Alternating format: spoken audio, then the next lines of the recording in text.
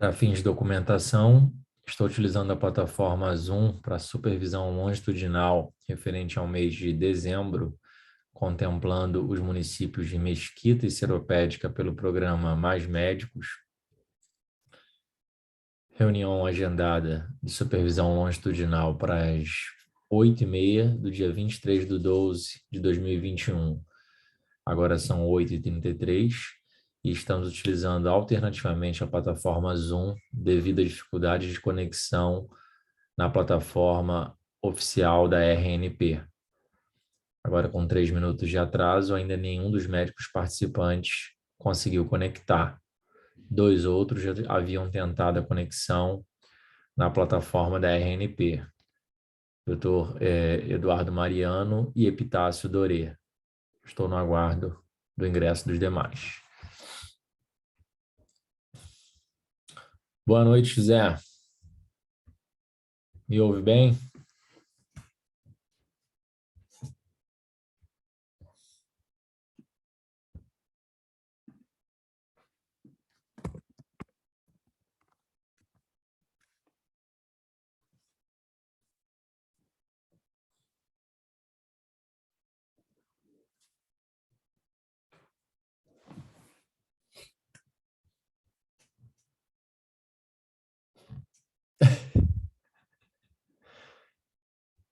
Não me assusta não, José.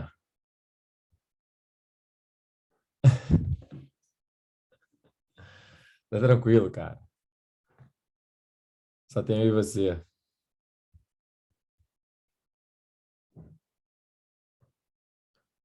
Mas tem que entrar com a câmera desligada.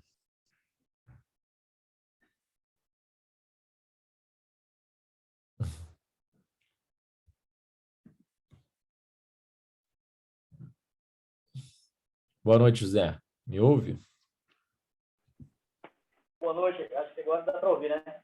Agora dá. Tem que entrar com cuidado aí nas conferências, com câmera e áudio desligado. Não sabia, quando uma vez aqui, eu estava deitado no sofá aqui. Tá tranquilo, não vi nada demais, não. Boa noite, Epitácio. Me ouve?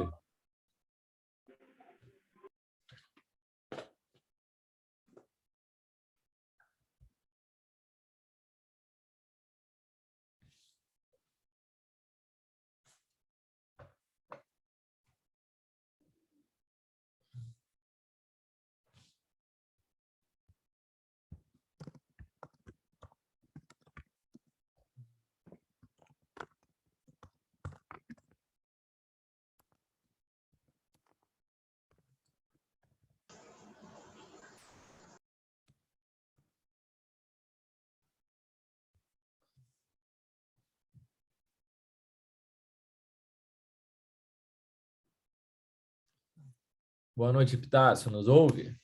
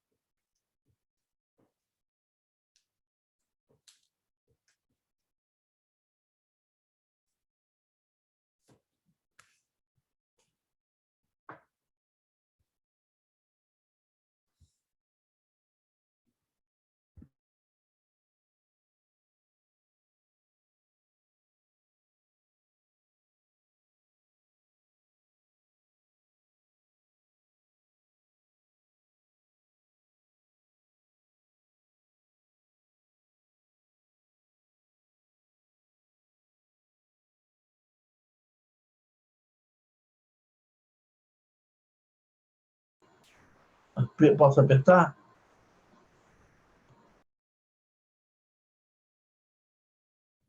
Oi, Epitácio, te ouvi bem agora. Você também me ouve bem?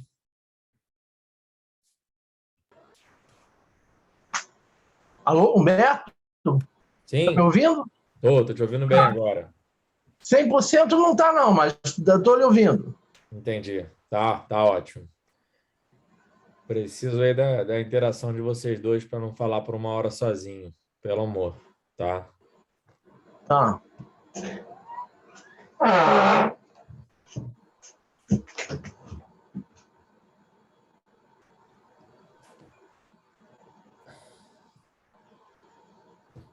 O Marcos está de férias, né? Aí temos a Mailê e o Pedro que não deram nenhum sinal desde a divulgação da reunião, né? Da supervisão.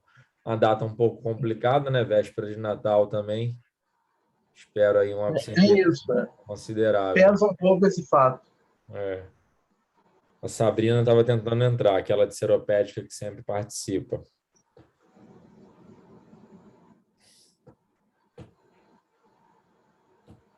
Meio difícil de entrar. Eu vi vocês tentando, o Eduardo e você tentando entrar naquela outra plataforma, mas eu não conseguia Não, carregar. eu pedi ajuda, minha filha que me ajudou. Não consegui carregar minha apresentação, enfim, eu vou ter que ler o tutorial, assistir um vídeo de mais de uma hora para Não, conseguir. eu sem ajuda não conseguiria. É, muito Sem difícil. ajuda. Pelo menos aqui o Zoom eu paguei aí por um mês e aí tá gravando, eu consigo provar que a atividade foi realizada. Você tem que fazer isso, provar que foi realizado? Talvez um dia, ainda não há esse tipo de cobrança, mas é bom se precaver, né? O Luiz, acho que não precisava disso na época dele. Era outra. Na verdade, nem era remota, né? Não tinha pandemia ainda naquela época. É, Pois bem, mas aí José. a gente assinávamos Tinha um uma controle por presença na assinatura. aula. É verdade. Vai voltar ao presencial em Já, 2022? na verdade, já era para ter retornado, ao meu ver, né? Não sei porque há essa inércia do Ministério em relação ao retorno da atividade presencial, porque todo mundo Eu gostava vacinado. daquelas reuniões. Para É, mim é muito mais fácil, sabia? sim. Eu que sou meio atrasado nessa parte, Uhum. para mim é muito mais fácil. E a sua Muitas situação vezes, no posto está melhor, ou Epitácio? olha, eu lhe mandei umas mensagens, chegou a ver? Hoje? Não, não, tem uns dias. Você Não. falou, eu vou ler com calma, uma mensagem Ah, extensa. verdade. Aquelas últimas.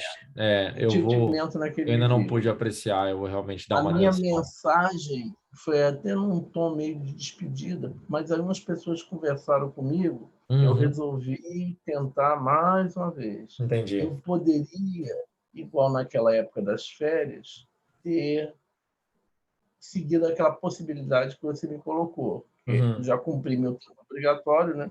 De deixar. Mas aí, naquela época também falaram comigo, prometeram que não haveria tanto estresse.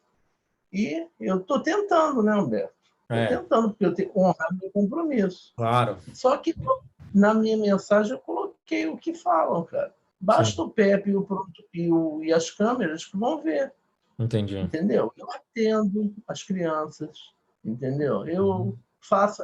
Agora entrou na cabeça deles, não sai. entendi. Só que é uma coisa: Vamos. madeira é madeira, pedra é pedra, né? Sim, sim. Se o Eu Pepe está vou, dizendo.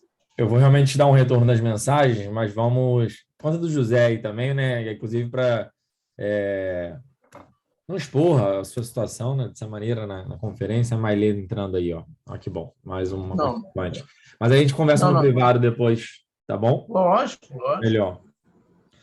Gente, vamos começar então. Boa noite, Mailê. Nos ouve bem?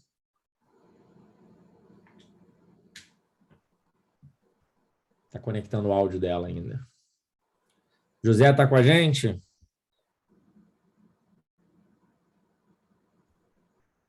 Eu vou compartilhar aqui a minha tela agora.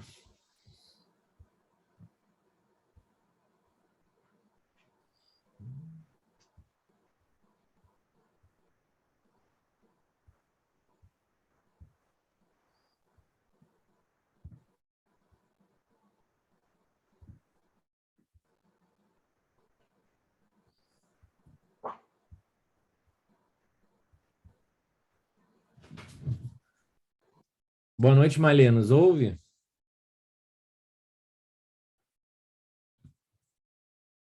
José, nos ouve? Aqui, presente. Perfeito. Malê parece que está conectando. Oi, estou tentando aqui. Ah, tá Eu ótimo. acho que eu consegui, não sei. Acho que sim. Estou te ouvindo bem. Tá. Boa noite. Boa noite, boa noite. Gente, obrigado pela presença nessa data, né, difícil. Eu acabei realmente deixando para a última semana de dezembro, não é o ideal, né? E estamos usando uma plataforma alternativa. Eu já coloquei essa dificuldade no início da gravação, né, dessa supervisão, para me explicar perante ao Ministério, tá?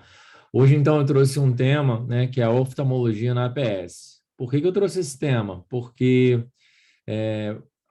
em nossa experiência, a gente observa que, dentre as especialidades, se não a mais, uma das principais em que a gente tem dificuldade de ser resolutivo é em oftalmologia, né?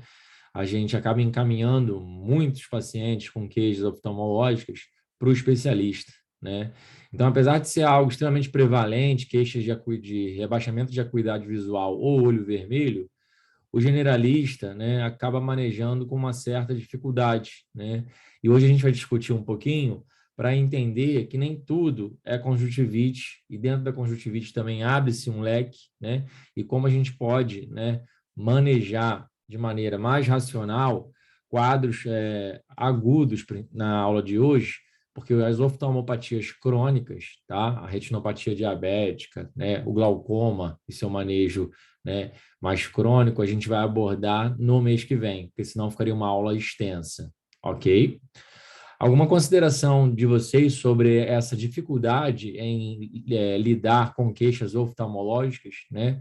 Chega aquele paciente com, né, uma queixa de olho vermelho, vocês têm algum receio, alguma insegurança? Geralmente, esses casos, eu nunca encaminhei nenhum, entendeu? Agora, a cuidado visual, né, agudeza, sim, geralmente sim, porque é subjetivo, né? E a gente tem que dar aquele voto de confiança no paciente, né? Que está falando. A gente realmente, eu acho que não tem muitos meios, né? Assim, eu tenho uma rua na parede e eu tenho a distância mais ou menos da cadeira do paciente para essa rua. E tem várias palavras, vários tamanhos, entendeu? Então, às vezes, quando estou na dúvida, eu peço para ele ler, né? E já dá para ter a ideia de como é que está a visão dele. Porque eu fiz cirurgia e enxergo bem, entendeu? Então, tem essa ideia, dá para mensurar. Agora, em relação a esses casos que olho vermelho, tudo mais, agudos, geralmente nunca encaminhei nenhum desses casos, entendeu? Entendi. Então, o José traz informações importantes aí. Ele fala, então, num red flag, que é quando há rebaixamento, né, diminuição de acuidade visual, ele fica mais preocupado e encaminha, porque pode ser uma condição realmente mais grave, você tem a nobreza aí da visão num sentido sendo ameaçado, né? E quadros mais agudos de olho vermelho, ele tenta, de certa maneira, manejar, expectar, observar, marcar um retorno, e ele também utiliza aí ferramentas para avaliação de uma espécie de triagem, de acuidade, que parece ser uma espécie de tabela de Snellen, né, na distância ali da parede do consultório. Epitácio vinha falando em seguida, quando eu interrompi. Mais ou menos a mesma coisa, a mesma filosofia de ação do Dr. José. Eu trato a conjuntivite bacteriana, colírio, antibiótico, acuidade visual, entendeu? Estou enxergando mal, ou queixas de diminuição da acuidade. Normalmente eu tento observar se é uma queixa que realmente está presente e encaminho, entendeu? Até porque eu acho que a gente não... É um campo que ele não tem um recurso para avaliar. Primeiro que tem que ser oftalmologista, tem que ter aparelhagem, né? Lâmpada de fenda, né? Né? A gente manipula... Não. A gente manipula mal o oftalmoscópio, né? A gente não tem então, muita experiência. Já fui várias vezes em consultório de oftalmologista. É toda uma aparelhagem, você sabe, né? Sim. Não tem como. Sobre a redução da acuidade visual, né? Que logo chama a atenção da gente. Olha, passei a enxergar mal e quando é de forma súbita, né? Que preocupa, né? Então, vou contar uma pequena história para vocês de uma paciente que eu avaliei junto com o residente. e que a gente já estava chamando a ambulância, a vaga zero, né, para encaminhar para a avaliação oftalmológica de urgência, porque a paciente disse que num prazo de 3, 4 dias, umas 72 horas, passou a enxergar mal, né? E aí, mas não havia nenhum olho vermelho, nenhuma dor, nenhum outro comemorativo, apenas a queixa de redução de acuidade visual e aguda para subaguda, a cronologia, né? Então, o residente me chamou e, a princípio, a gente, né, sem nos preocupar tanto com a causa, né, mas sim com a síndrome, com a redução da acuidade visual, a gente já estava preparando a chamada de vaga zero, mas alguma coisa eu me ative algum detalhe e tentei perceber, assim, mas, na verdade, né, há 3, 4 dias e demorou a vir, né? Se você tem uma perda visual, que é súbita, você procura logo o atendimento, né? Você não demora 3, 4 dias. Então, acabei pescando, que, na verdade, foi uma percepção da paciente, que talvez aquilo tivesse até um tempo maior, né? Não foi súbito, não foi abrupto. E aí, eu sou míope e tenho astigmatismo também, né? E a dificuldade dela era mais para longe, então eu tirei o meu óculos, dei para ela, né? E ela falou, não, melhora, quando eu boto o óculos, melhora a visão. Ou seja, era um déficit de refração apenas, e a gente estava quase chamando uma ambulância e encaminhando ela, porque havia queixa de redução de acuidade visual, mas não era súbita, né? Não era uma uveíte, né? Uma esclerite, né? Não tinha olho vermelho, e era, na verdade, uma anamnese um pouquinho mais detalhada em relação à cronologia, pôde esclarecer o caso. Maile, tem alguma consideração para a gente em relação a essa lida com queixas oftalmológicas? Se tem dificuldade? Não, eu também não encaminho muitos pacientes, não. Só aquele paciente que vem com queixa da acuidade visual, essa coisa, como falaram os colegas, que precisa mais dos aparelhos do oftalmo mesmo. Uhum. E na clínica aqui da família não tem nada. Vocês têm Mas, recurso... normalmente, conjuntivite, essa coisa eu trato. Entendi.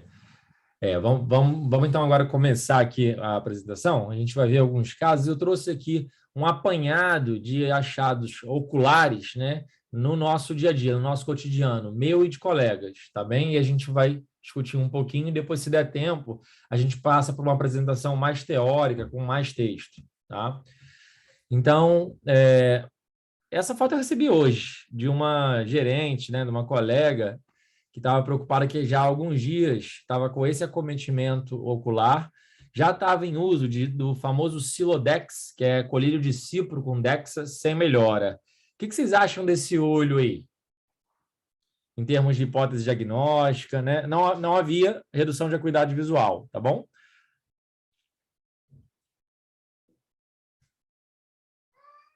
A gente está vendo acometimento de qual sítio anatômico do olho aí, né? De qual parte?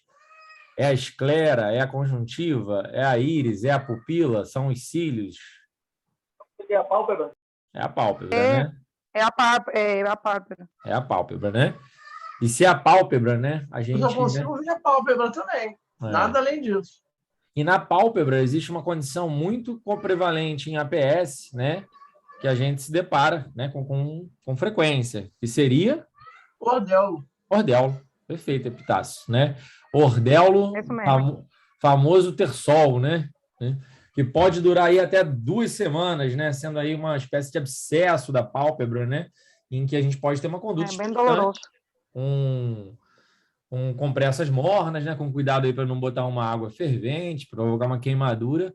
Mas a paciente estava já bastante ansiosa, porque já durava aí 6 dias e sem uma melhora expressiva, mas é aquilo, pode durar realmente um pouquinho mais, até 14 dias, mas a gente pensa mais aí no ordelo, né?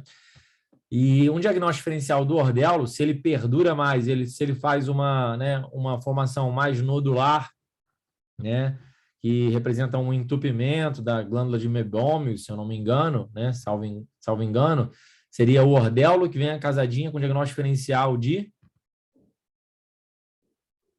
calásio, né, aquele ordelo interno que tem que ser drenado, que tem que realmente ser abordado cirurgicamente através de um pequeno procedimento. Então, lembrar também do calásio, quando faz aquela formação, né, cística, né?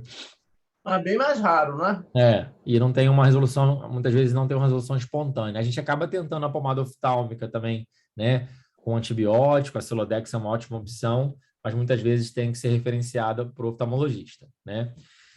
E esse quadro aí, Epitácio, você diria, né, um aparecimento súbito, tá? Ela acordou a paciente com o olho dessa maneira, olhou no espelho de manhã na hora de escovar o dente e veio muito assustada para a sua unidade de atenção primária buscar atendimento. E não há nenhum outro comemorativo, também não há redução de acuidade visual nesse caso. Houve um derrame vascular aí, né? Mas isso aí pode ter sido... Houve trauma? Não houve nenhum trauma assim que ela se recorde, assim, né? Nenhum soco, nenhuma batida. Não, soco não aparenta, não quis dizer isso. Algum outro tipo de soco, de trauma. Não, ela não recorda nenhum trauma. Ela de dormiu, menor intensidade. Dormiu e acordou assim.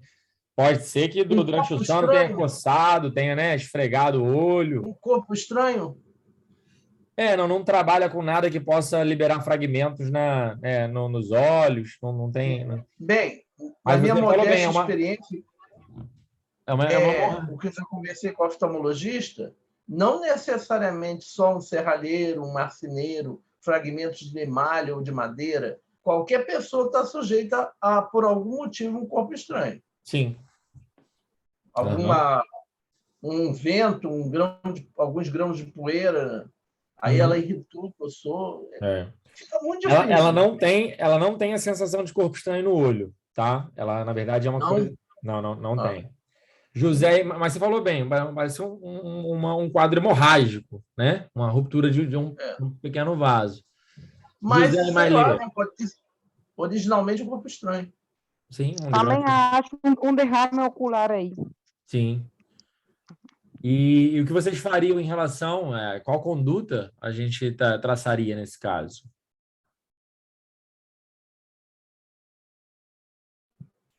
Precisa encaminhar? Precisa encaminhar para o oftalmo? Eu encaminho. Fico com medo. Sim. Na verdade, se a gente buscar assim, em sites especiais, né, em sites de oftalmologia, eles realmente vão querer descartar uma série de outras causas, né, de etiologias para essa sufusão hemorrágica conjuntival, mas que é relativamente comum e que a conduta expectante, né, ela acaba sendo bastante tranquilizadora, né, porque ao prazo de uma semana a tendência é uma reabsorção, porque o que a gente tem é um pequeno vaso que rompe numa tela em branco, né, e por isso causa aquela imagem, né, aquele vermelho vivo, né, escarlate, que realmente choca o paciente. Mas, em sua maioria, são pequenos traumas ali, coçando um olho, dormindo e tal, né, de um pequeno vaso, e aí a tendência de uma reabsorção, né? Não é uma sufusão hemorrágica conjuntival que se vê, talvez, né, numa leptospirose, numa arbovirose mais grave, né? Costuma aparecer com certa frequência. E a gente pode realmente expectar, porque é autolimitado, é benigno, e é um tipo de quadro que a gente vê bastante na APS. Seguindo, né? E agora, esse quadro aqui, eu tenho 3 fotos sequenciais, tá? Nesse caso, há uma hiperemia conjuntival, há muito lacrimejamento, há um leve prurido e há uma secreção que a paciente acorda com o olho grudado. Mas, ao longo do dia, essa secreção ela é mais lacrimejamento e ela é mais serosa do que mucopurulenta. E ela iniciou colírio de tobramicina no 5º dia, né? Um macrolídeo bastante empregado em conjuntivites bacterianas, sem melhora. E o quadro se arrastou ao longo de 14 dias, sem alteração de acuidade visual. E aí a gente pensaria em que hipóteses diagnósticas? Seria uma conjuntivite viral, alguma coisa assim? Exato, né? Pela duração, pela falha com antibioterapia, né? Inclusive, a conjuntivite viral ela pode fazer até uma alteração de acuidade visual por turvação, né? O paciente se queixou nesse caso. E esse mais prolongado, como eu falei, 14 dias, esse quadro acabou fechando, né? Ela acabou não coletando suave, então não deu para chegar na etiologia, né? Descartar completamente a etiologia bacteriana, que também pode ter uma resolução espontânea, mas com um período menor, né? Não uma duração de 2 semanas. Colega minha de trabalho, ficou afastada aí 2 semanas por conta desse quadro. E aqui, pessoal, um quadro que me trouxe dúvida, né? Uma criança aí, deve ter em torno de seus 4, 5 anos. O que a gente está vendo aí?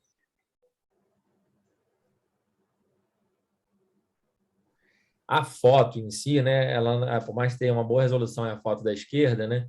Fica um pouco difícil, mas a gente está vendo uma hiperemia localizada, né? E ela lembra muito, né? Lembrando. Uma membrana, muito bem, Pitácio, bem colocado, né? E uma membrana. Mas e não é uma hiperemia tão marcante quanto a outra, não. Não, não é, né? Muito mais discreto. O agudo. Então, não é tão agudo, já tem algumas semanas e, na verdade, agora ficou um pouco mais irritado, né? Ficou um pouco mais vermelho nos últimos dias, José. Mas já observava-se uma espécie de membrana, né, relatado pela paciente pela mãe da paciente como uma carninha ali no olho, que se fosse no adulto e tivesse um posicionamento mais nasal, medial, a gente pensaria em quê? Pterígio. Pterígio. Então, é um quadro de pterígio em criança, a primeira vez que eu vi, né? Curioso. E é só no olho esquerdo, é unilateral? É, unilateral. É. Realmente eu nunca tinha visto, a gente ficou com essa hipótese. Diferente dessa aqui, que também é uma criança. Ó, essa aqui é uma criança com uma hiperemia localizada, mas aguda, né? Tem 4 dias o aparecimento dessa hiperemia localizada, né? Essa hiperemia conjuntival aí. Ou seja, não é a esclera, não, é o transparente, a camada transparente ali do olho que está mais vascularizada.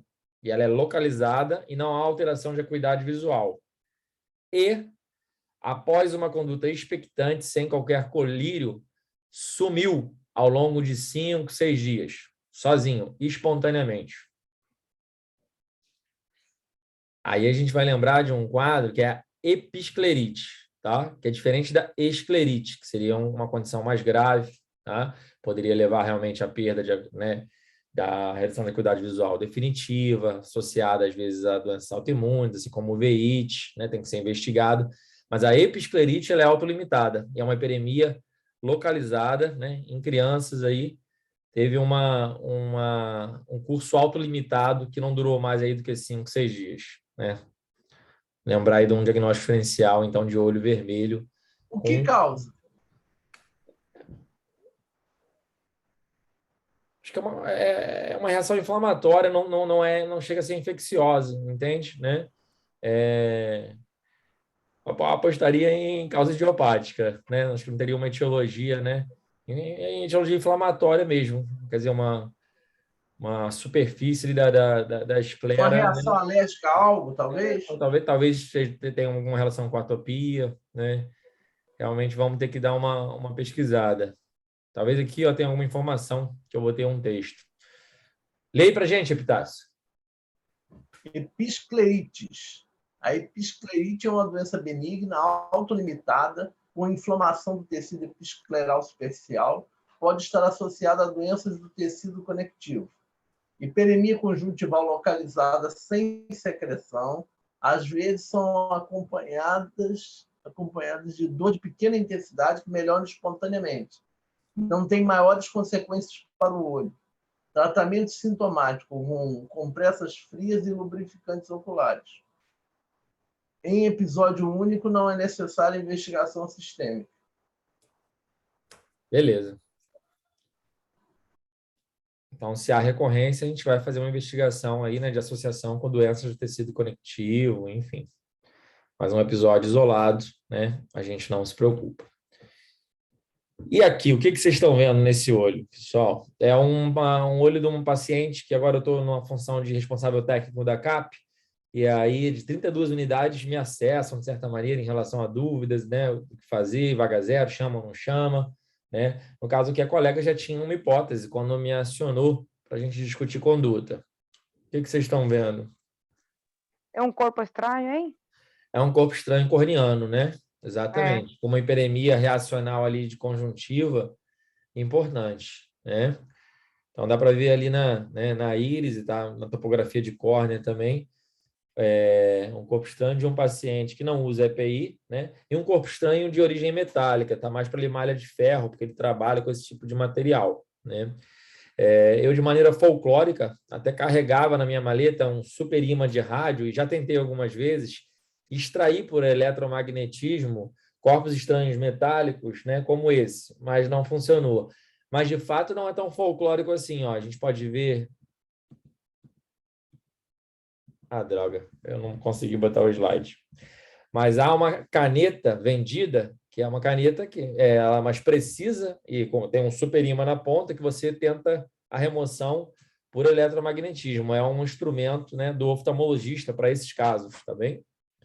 Tinha botado o slide da caneta à venda e tal, mas o que a gente consegue fazer na atenção primária, né, que não é tão né, dificulta tanto assim, né, não é proibitivo, não é tão invasivo, não há risco para o paciente, é usar o colírio de fluoresceína, tá? Pingar uma gotinha e jogar a luz de cobalto do oftalmoscópio para a gente ver se observa alguma ulceração na córnea a partir desse corpo estranho, né? Porque se a gente observar alguma ulceração na córnea, né? Bem, aqui a gente não observou, porque não impregnou, estão vendo? Só impregnou aqui por excesso que escorreu, mas a córnea aqui, ó, não há nenhuma impregnação pelo colírio de fluoresceína, ou seja, não há abrasão de córnea. E aí, a gente pode realmente apenas irrigar com soro, lavar, né? E aí, tentar, por exemplo, o uso de pomadas como o Epitesan, que são utilizadas para repitelização de córnea, né? E fazer um curativo oclusivo, ou seja, pingamos colírio de fluoresceína após, né, uma história de introdução de inoculação de corpo estranho ocular, mas não identificamos nenhuma abrasão de córnea, lavamos com soro, irrigamos, né, não identificamos a olho nu, nem após a inversão da pálpebra, né, que é aquela manobra que é um pouco que dá nervoso de fazer. Uma conduta, né, uma opção é realmente usar esse tipo de pomada, que é utilizada após cirurgias oculares, inclusive. Contém clorafenicol, tá? Porque risco de abrasão de córnea pode, né, levar a uma infecção. E você pode realmente, né, instilar um colírio anestésico, além do colírio de fluoresceína para identificação. Tentar se identificar com um cotonete uma retirada única, não ficar escarafunchando, né, o olho, porque isso pode aumentar a área de lesão. E uma opção é realmente passar a pomada de Epitesan, ocluir por 24 horas e encaminhar em seguida para o serviço de oftalmologia, que muitas vezes a gente não tem um plantão disponível, né? Essa é uma opção, né? Aqui, nesse outro caso, né, a gente vê uma lesão, uma impregnação importantíssima aí, corneana, né, conjuntival, então um corpo estranho aqui realmente causou uma abrasão importante e aí a conduta se torna mais emergencial, esse paciente tem que ser referenciado, né, para uma avaliação oftalmológica de maneira imediata. Mas aí algumas medidas que já estão sendo empregadas em unidades de atenção primária, né, com uma maior resolutividade aí, como o emprego da luz de cobalto, que é essa luz azul, né, o uso de colírio de fluoresceína, o uso de colírio... Filha, por favor, papai está dando aula. Você pode ir para o seu quarto, meu amor? Está me atrapalhando. Fecha a porta, por favor. Fala com sua mãe. Perdão, pessoal.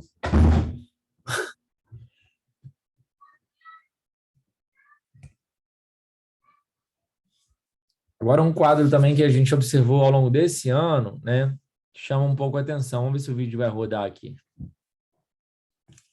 Não. Gente, perdão, alguma dúvida em relação ao uso do colírio de fluoresceína, né, da abordagem do corpo estranho, da lavagem com soro, né? É uma coisa que eu fiz poucas vezes, mas na nossa unidade a gente está ganhando coragem como grupo e tem, né, aplicado cada vez mais, tá? E aí a gente deixa até na geladeira lá da unidade, né, para conservar num isoporzinho o colírio anestésico e o colírio de fluoresceína, tá? Mas dá uma tranquilidade quando você vê que não há aquela impregnação, né? Aqui, olha que imagem, né, impactante. Oi, Maile, perdão. Maile? Oi. Não era você não, era o áudio do vídeo, né? Ah, sim. Bem, aqui o que a gente está vendo é até de certa maneira assustador, mas vocês conseguem ter alguma hipótese assim? Na verdade, eu também não tinha, não. Só depois da opinião de colegas especialistas. Que é isso? Isso um corpo estranho também? Não, né? É, na verdade, é uma ulceração de córnea que provocou uma extrusão da Ah, íris, né? A íris está, né, tá prolapsada aí, né? Então, constitui também uma emergência, né? E aí, realmente tem que ser referenciada de imediato, que é cirúrgico. Não, essa bolinha dessa. Mas eu preciso falar que levar os colírios, as paradas que ele tá usando no olho, também lá com ele. Né? Esse outro quadro aqui, né? Um quadro que é recidivante nesse senhor, tá? É, acomete aí qual parte do globo ocular, né, que vocês estão vendo, principalmente aí do olho esquerdo desse senhor.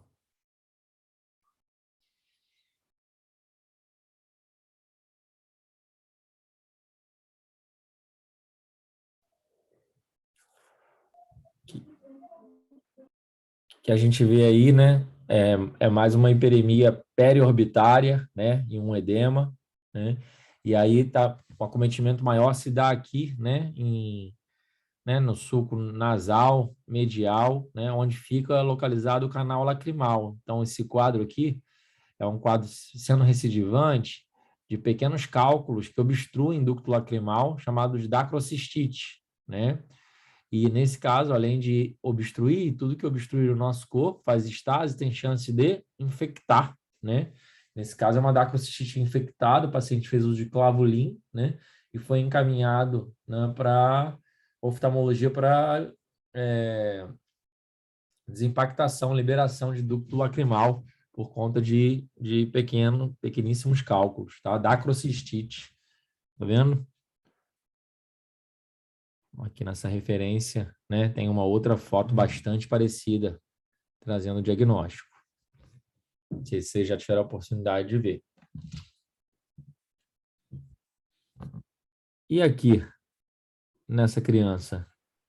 Pensaria logo o signo da romana, desses chagas, mas tem que ver, né? É um diagnóstico diferencial, é verdade, né? Mas não tendo vínculo epidemiológico, né, na cidade, não sendo endêmico, a gente pensa em que diagnósticos diferenciais, José? Mas, E Epitácio? Teria que ver, né? Se teve alguma contusão, se acordou assim, como é que, a história, né, do paciente. É verdade. Se houve eu, trauma, né? eu não estou entendendo direito. É tipo, ele acordou assim, ele não É, consegue abrir o olho, é. Aqui eu não peço consegue perdão, porque realmente a, movimentar a a foto é do pálpebra. colega e eu não, né, do meu preceptor, na verdade, e eu não tenho a história, né? Mas aqui acho que eu parece não. uma reação alérgica, alguma coisa. Sim, parece ter uma porta de entrada aqui, né? Com É, uma eu pensei cara na picadura de dura, né? inseto, alguma Outra coisa. coisa que chama atenção, né, são essa hiperemia aqui num dos ramos, né, do nervo facial, que pode falar a favor de zoster, né, zoster oftálmico, que está vindo aqui fazendo, né, um trajeto, né, compatível com o acometimento de um dos ramos do nervo facial, né. Outro diagnóstico que chama atenção, né, possível, né, é celulite periorbitária, né, por conta desse edema, dessa hiperemia importante, né, de pálpebra, mas realmente sem a clínica aqui e a cronologia e a história, a gente está muito difícil de fazer um diagnóstico, mesmo a dermatologia não pode apenas utilizar, né, as imagens, mas eu queria trazer aqui para lembrança da celulite periorbitária, lembrar aqui, né, de vesículas ou bolhas nesse trajeto aqui, né, de fronte para zoster oftálmico, tá bem? Que aqui está mais claro, né, em relação ao aspecto vesicular, né? Mas também muito localizado, né? Também uma foto, né, que eu dei os créditos ao meu preceptor, não é minha, também não conseguiria trazer para vocês maiores informações, mas para lembrar de zoster oftálmico, eu gostaria de relembrar essas O mesmo imagens. paciente? Não, Mesmo não, paciente? outro paciente, outro paciente. Parece um adulto aí, né? É bom ver, porque eu nunca cheguei a ver essa localização aí. É bom saber. Perdão, José, pode falar. Foi bom ver essa foto aí, porque eu nunca cheguei a ter um paciente com a herpes simples dessa localização aí. Eu já peguei algumas vezes descendo aqui da testa, né? E com aquela sensação de realmente de ardência, de prurido, né? Prévio à erupção, né? Que é bem característico de zoster, né? Aqui quase que uma curiosidade aí, mas não é tão raro assim, coloboma, né? Uma formação de íris, tá? E não faz acometimento não há prejuízo de acuidade visual, tá? Coloboma, mais um desafio diagnóstico aí, né? De piscar de olhos, tá?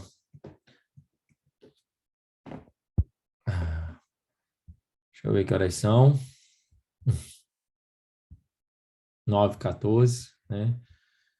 A gente fez aí, começando às 9h40, mais ou menos 40 minutos de aula. Eu vou passar rapidamente aqui alguns slides dessa outra apresentação, tá? E a gente vê o que a gente não abordou e a gente explora, mas a gente não vai muito além. 9h30 é o nosso limite, mais 16 minutinhos, tá bom? Pode ser assim, pessoal? Perfeito. Como é que estamos? Tá. Droga. Tentando apresentar aqui.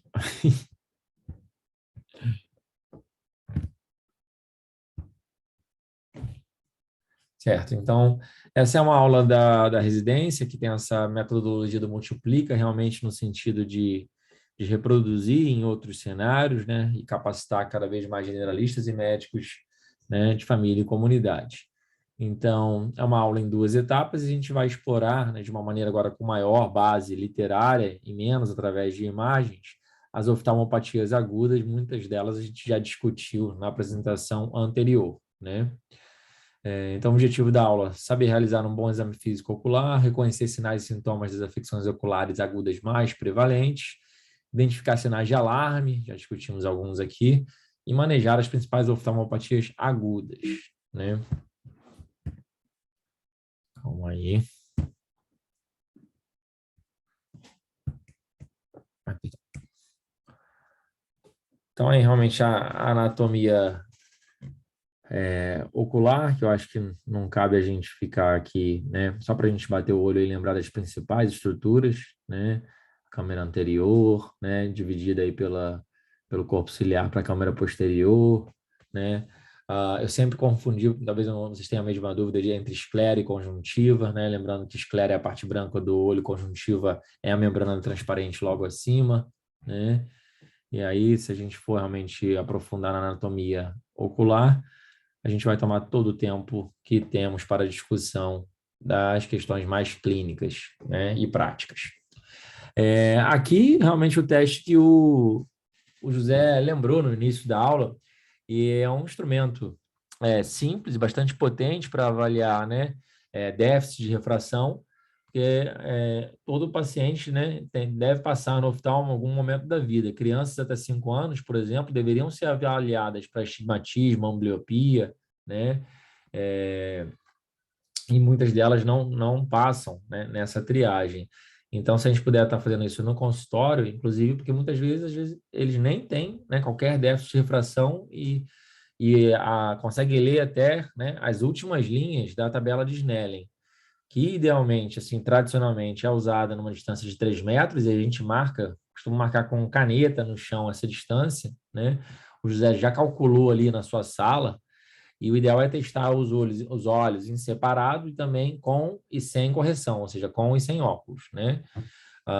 Tem que há que se fazer adaptações em casos de pacientes analfabetos e também crianças utilizando escalas adaptadas como figuras, tá bem? Existem outras adaptações de Snellen, né? Que são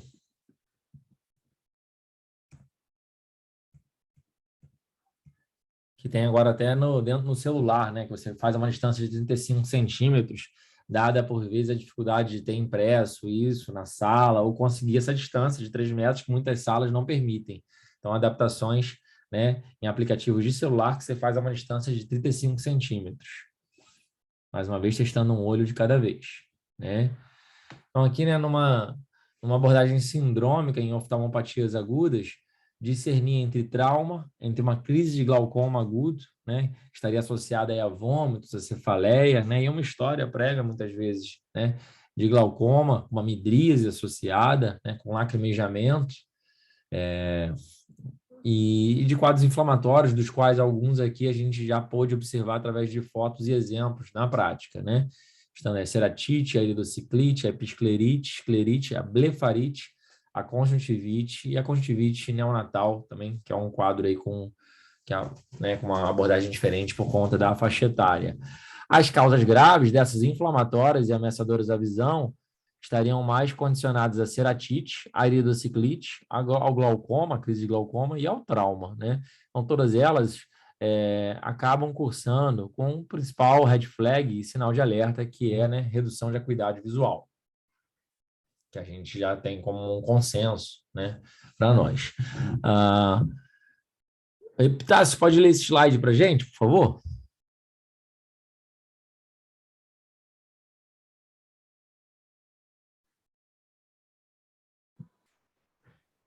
Não entendi, não entendi. Você pode ler esse slide para a gente, por favor? Posso. Raciocínio diagnóstico. Observação do estado geral do paciente é muito importante. Paciente que apresenta condição oftalmológica grave, em geral, compatíveis, podendo estar com dificuldade de abrir os olhos. Não estou vendo o texto todo, tá? Parece que é na espera, piorando com a luminosidade. Calma aí. Deixa eu tentar melhorar isso.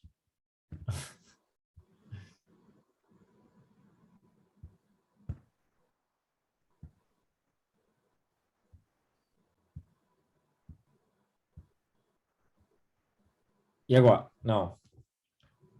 Não, volta. Tinha ficado bom. Calma aí. Menos. Não. Melhorou? Agora sim, né?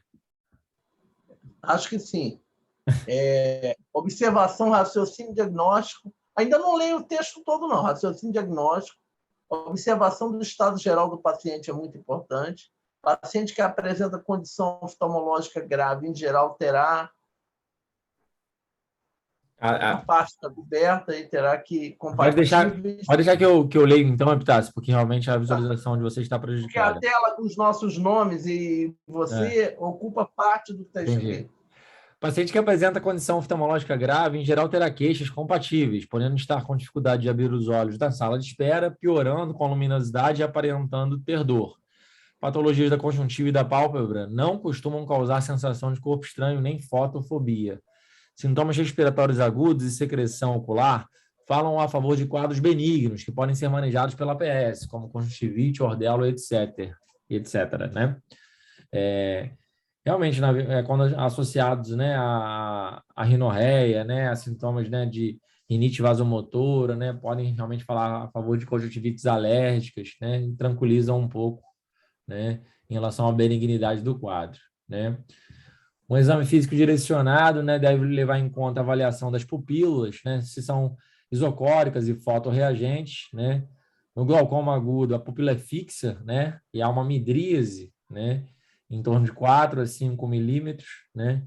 Ou seja, dá uma dilatada e não fica tão reagente a pupila, né?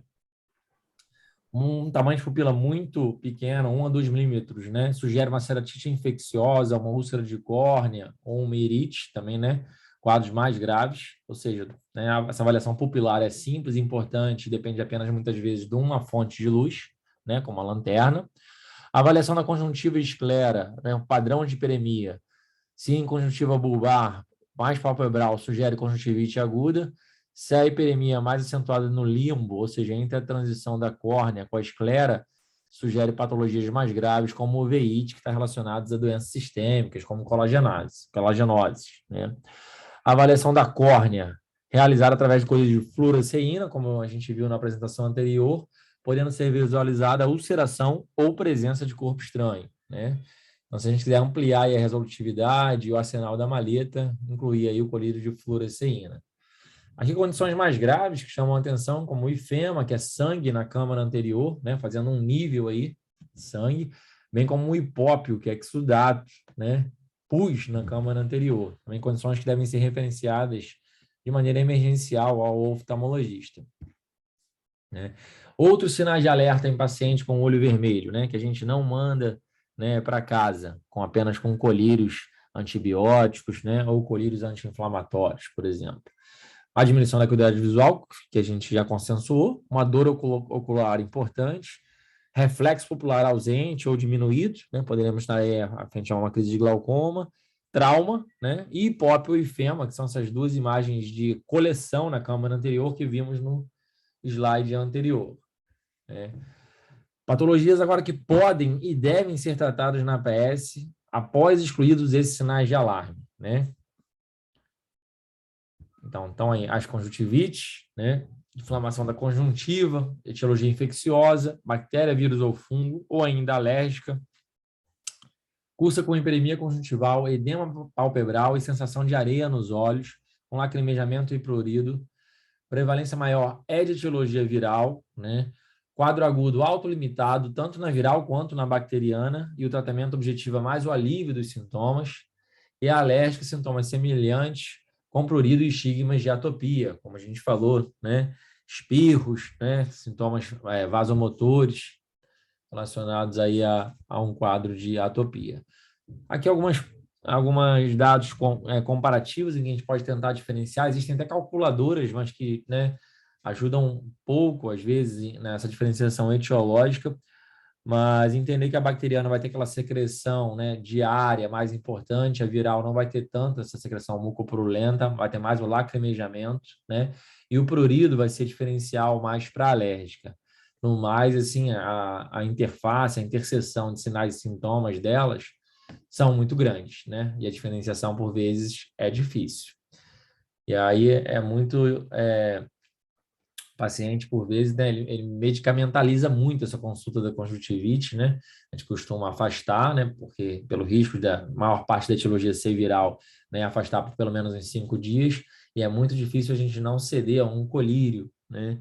E se a gente muitas vezes não prescreve, o paciente se automedica, né? Ou procura o farmacêutico para tal.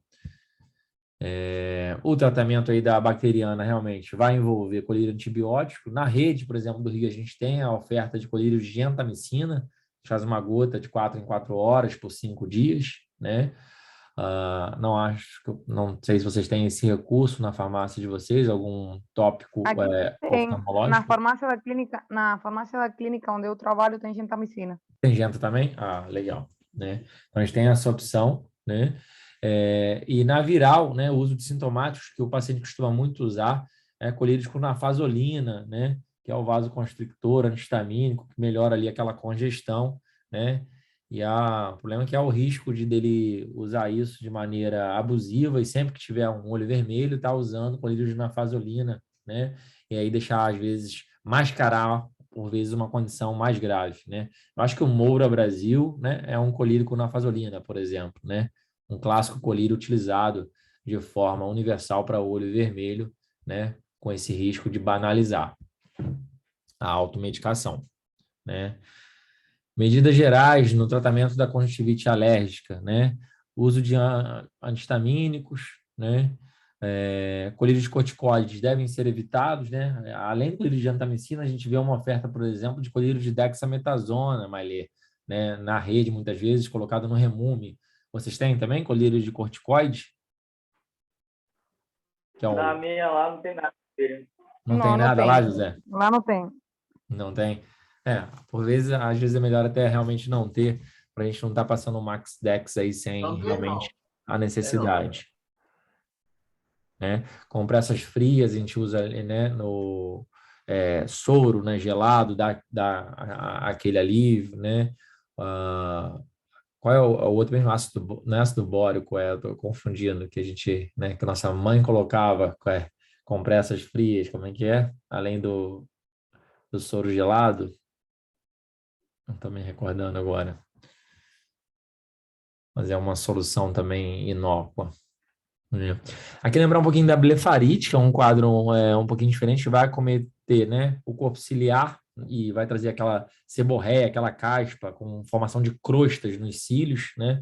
pode ter até realmente perda de cílios, e o tratamento vai ser feito com shampoo Johnson, né, para retirar realmente essa seborreia, que aí não vai agredir a esclera, né, a conjuntiva, não vai fazer hiperemia, porque não arde o olho do bebê, não arde, então, o olho do adulto, fazer a higienização com shampoo neutro 2 vezes ao dia, né, a blefarite, lembrar também de um quadro que pode ser facilmente manejado na APS, tá bem?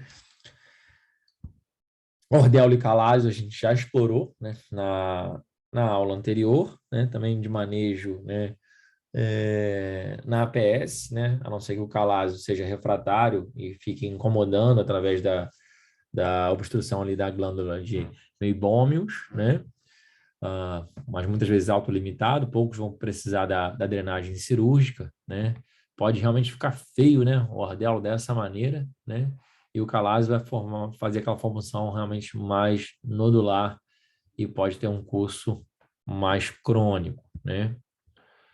Corpo estranho também a gente já abordou na aula anterior. E aqui, rapidamente, lembrar da conjuntivite em neonatos, né? Da etiologia de clamídia e gonocócica, que tem essa diferenciação, né? Além da química, né? Hoje em dia, acho que não se faz mais o nitrato de prata, o colírio. Sinceramente, eu acho que foi porque gerava essa conjuntivite química e a gente não vê mais acontecer. Eu tenho minhas dúvidas se é uma rotina das maternidades, um emprego, né?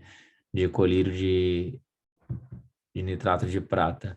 Mas a clamídia aí a gente vai ter um curso que se desenvolve, né, uma conjuntivite mucopurulenta que se desenvolve entre 5 e 14 dias e a gonocócica mais no comecinho, de 2 a 5 dias, né?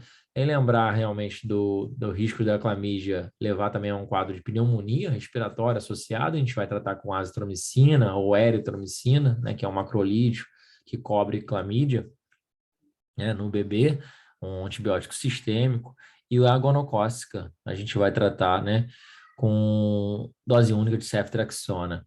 Verdade é que muitas vezes essas oftalmopatias, né, em neonatos, né, a gente tenta primeiro um colírio de tobramicina, né, a gente tenta uma massagem de ducto lacrimal para uma possível obstrução, né, mas se a gente se depara com uma exuberância dessa secreção, de fato, pensar em etiologia gonocócica ou, né, por clamídia e pensar em antibiótico terapia sistêmica, né? Mas se é aquela secreção menos abundante, né, a gente pensa, né, que minha filha usou, por exemplo, colírio de tobramicina, né, e resolveu, né? Não era uma etiologia, né, gonocócica que precisou de ceftriaxona e IM, mas a gente precisa sempre lembrar dessas possibilidades mais graves. Gente, eu acho que é isso que eu gostaria de tratar com vocês hoje. Estou disponível para discussão, né, em casos de olho vermelho, né? É uma eterna... Acabou.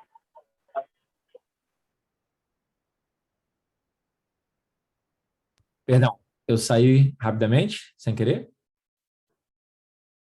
ao final da apresentação. Pessoal?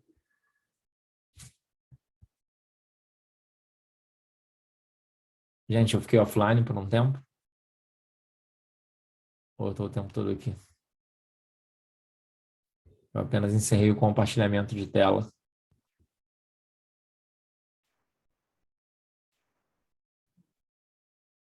Alô, boa noite. Boa noite. Boa noite. Eu caí, a minha conexão caiu, né, Mailé? Sim, foi a sua, é. Ah, tá. Mas, enfim, eu só queria dar boa noite, agradecer a presença de todos e dizer que a gente está disponível aí para discutir olho vermelho e tudo mais, que vocês me acessem mais e não só nesse encontro mensal, né? Acredito que tenhamos mais dúvidas clínicas aí para discutir, não só, né, da parte da oftalmologia. Espero que tenha acrescentado alguma coisa aí na prática de vocês e eu queria desejar boas festas e, né, Feliz Natal a todos. Obrigada. Igualmente. Para você também. Obrigado. Feliz Natal para Valeu, todos. Zé. Boa Feliz noite, Natal. pessoal. Boa noite. Boa noite. Boa noite.